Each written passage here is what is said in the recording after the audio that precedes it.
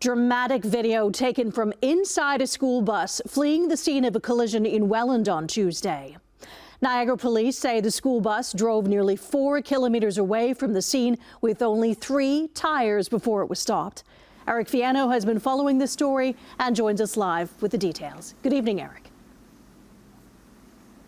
Hi, Taz. Well, witnesses say sparks were flying from the bus as it was going nearly 70 kilometers an hour, and the entire time, 4 teens were on board.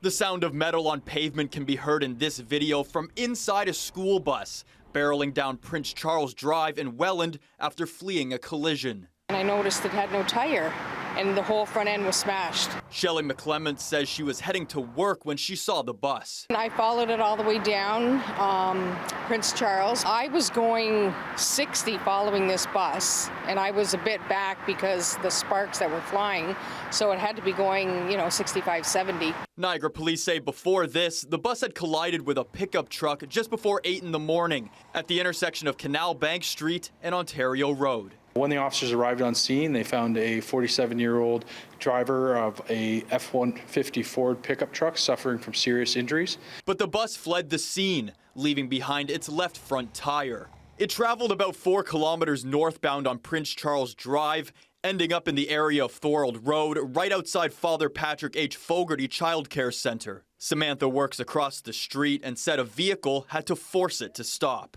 A police officer in an SUV had pulled diagonally in and stopped the bus right at the exit for the daycare center. Police say 4 teens were on the bus, aged between 14 and 16. They were all assessed for medical injuries, which none were found. The 77-year-old bus driver from Fort Erie was charged with careless driving and failing to remain at the scene of a collision. It's unclear what school he was heading to.